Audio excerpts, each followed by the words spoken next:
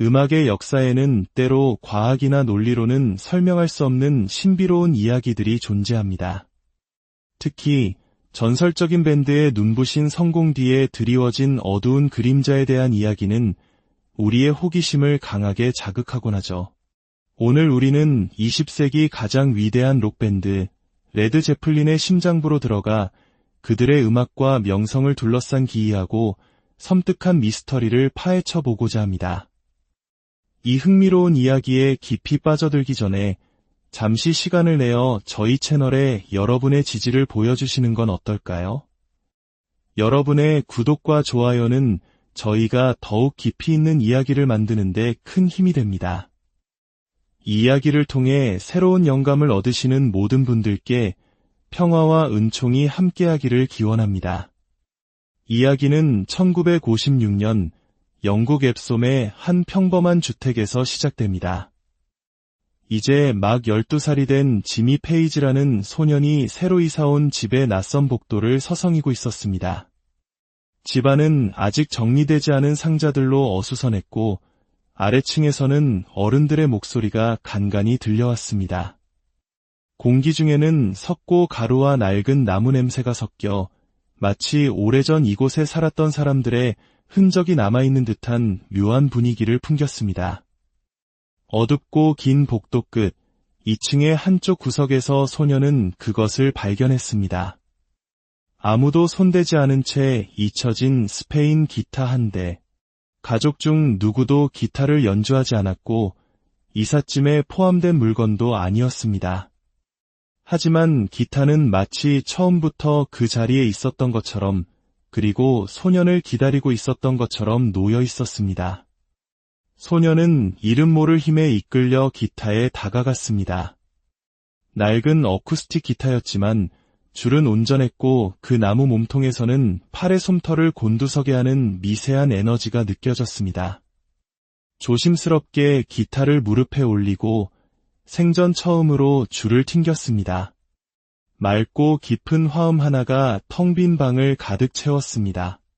그 순간 소녀는 자신의 내면에서 무언가 거대한 것이 깨어나는 것을 느꼈습니다. 그것은 단순한 호기심을 넘어선 운명적인 부르심이었습니다. 수년 후, 이제는 세계적인 록스타가 된 지미 페이지는 그 운명적인 순간을 다시 한번 경험하게 됩니다. 시골의 낡은 저택, 타오르는 벽난로 앞에서 밴드 동료인 로버트 플랜트와 마주 앉아 있었습니다.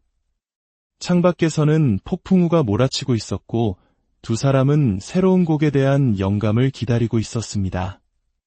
바로 그때였습니다. 마치 무아지경에 빠진 듯 로버트 플랜트가 연필을 집어들고 미친 듯이 가사를 써내려가기 시작했습니다. 단어들은 마치 누군가 그의 귓가에 속삭여주는 것처럼 종이 위로 쏟아져 나왔습니다. 그는 자신이 무슨 생각을 하는지, 자신의 손이 어떻게 움직이는지조차 거의 인지하지 못했습니다. 잠시 후 그는 종이를 지미 페이지에게 밀어주었습니다. 벽난로의 불빛이 그의 얼굴 위로 흔들렸습니다. 페이지는 그 가사를 나지막이 읽기 시작했습니다. 반짝이는 모든 것이 금이라고 확신하는 한 여인이 있지. 훗날 두 사람은 이 노래, 록 역사상 가장 위대한 곡으로 칭송받는 스테어웨이 투 헤븐이 어떻게 탄생했는지 제대로 설명하지 못했습니다. 그것은 오랜 시간 고심하며 만들어낸 창작물이 아니었습니다. 그것은 마치 다른 차원으로부터 수신된 메시지와도 같았습니다. 레드 제플린은 처음부터 단순한 밴드가 아니었습니다. 그들의 음악은 신성함과 불경함이 뒤섞인 사람을 취하게 만들고 때로는 위험하게까지 느껴지는 연금술과도 같았습니다. 그들은 마치 깊은 심연을 들여다보며 그곳에서 날 것 그대로의 고대의 무언가를 끄집어내는 듯했습니다. 그들은 자신들이 다루는 힘의 정체를 온전히 이해하지 못하는 마법사들이었습니다. 그리고 그 힘에는 반드시 대가가 따르는 법이었습니다.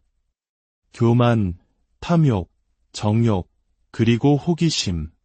고대의 신앙들이 경고했던 바로 그 유혹들이 그들의 성공을 지탱하는 동력이 되었습니다.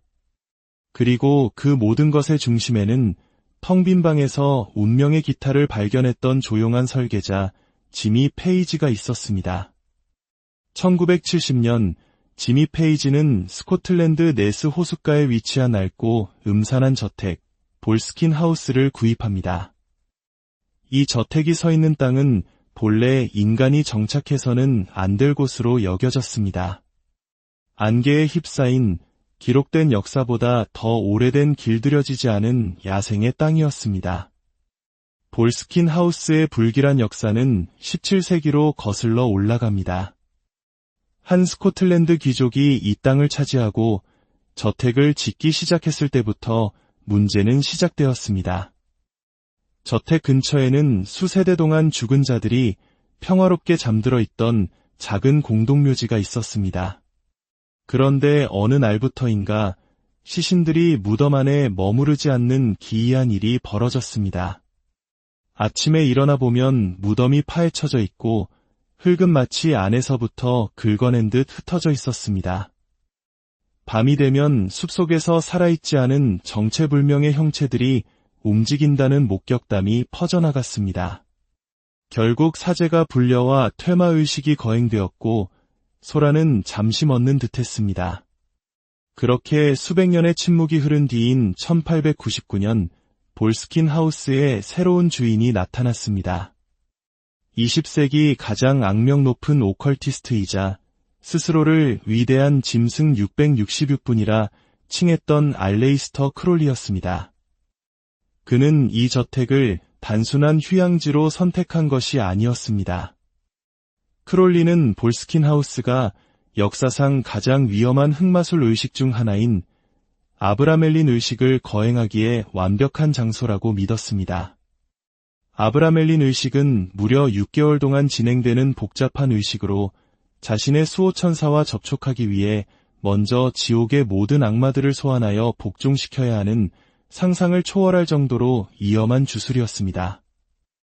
이 의식을 통해 막대한 지혜와 지식, 그리고 영향력을 얻을 수 있다고 알려졌습니다. 크롤리는 수개월간 볼스킨 하우스에 스스로를 감금하고 강박적일 정도로 정확하게 의식을 진행했습니다. 창문은 가려졌고 문은 잠겼습니다. 바닥과 벽에는 신성한 상징들이 그려졌고 짙은 안개 같은 향이 밤낮으로 피어올랐습니다. 그는 매일 밤 악마들의 이름을 속삭이며 의식을 이어갔습니다. 하지만 이 의식은 절대 중단되어서는 안 되며 소환된 영혼들은 반드시 돌려보내야만 했습니다.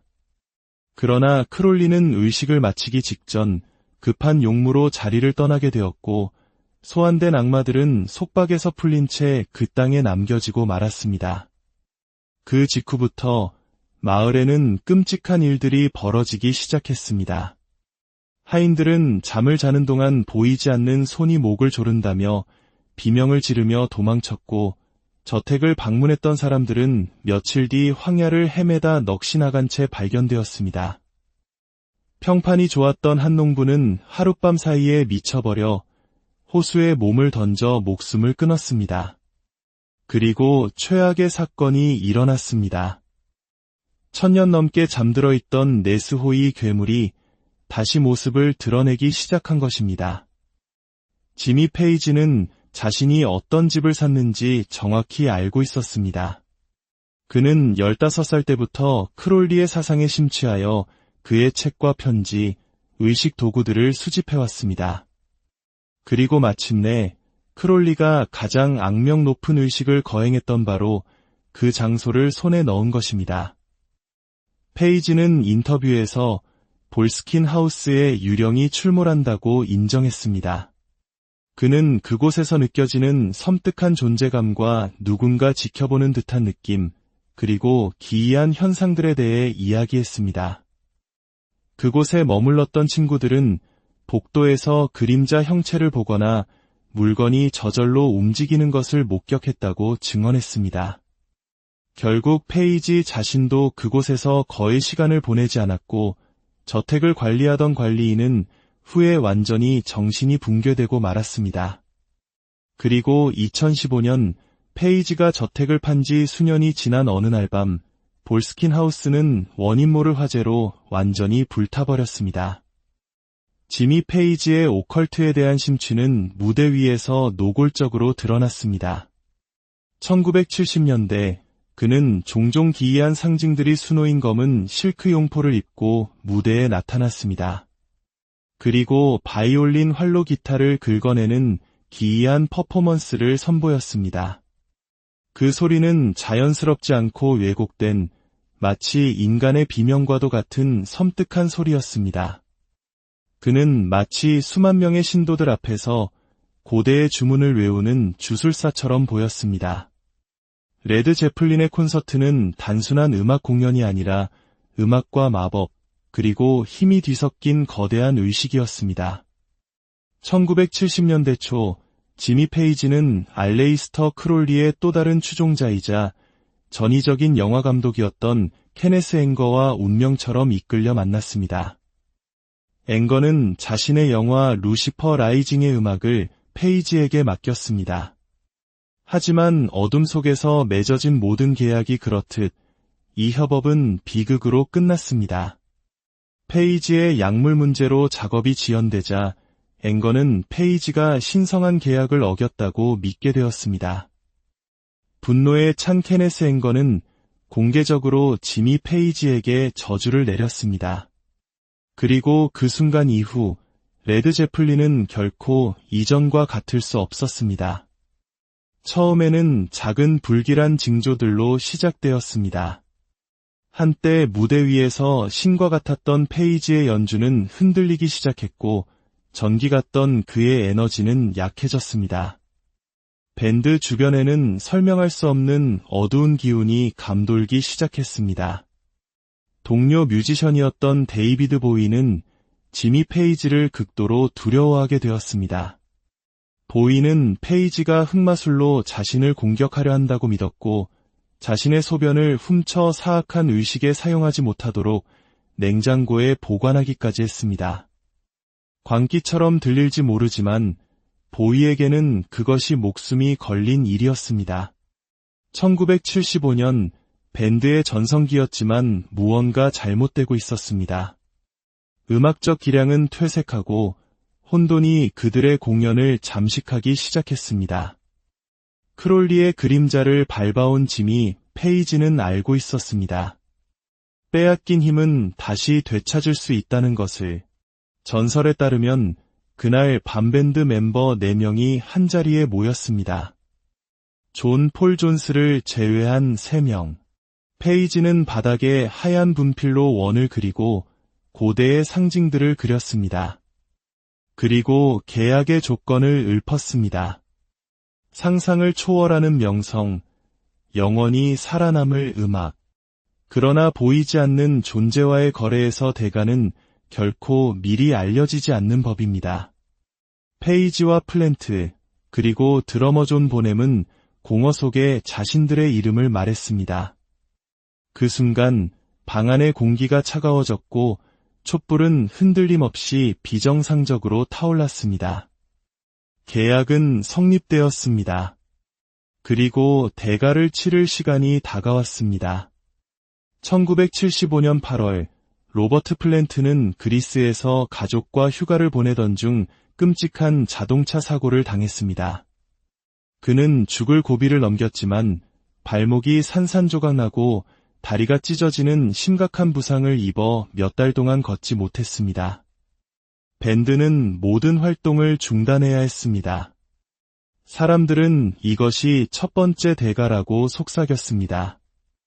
2년 후인 1977년 플랜트가 회복하여 밴드가 다시 미국 투어를 시작했을 때 비극적인 전화 한 통이 걸려왔습니다. 그의 5살짜리 아들이 갑작스러운 위장 감염으로 사망한 것입니다. 작별 인사조차 할 시간이 없었습니다. 그리고 1980년 9월 24일 밴드의 재기 투어를 앞두고 드러머 존 보넴이 지미 페이지의 집에서 쓰러진 채 발견되었습니다. 그날 하루에만 보드카 40잔을 마신 그는 그대로 사망했습니다. 그리고 그것이 레드 제플린의 끝이었습니다. 마지막 대가가 치러진 것입니다. 하지만 저주는 여기서 멈추지 않았습니다.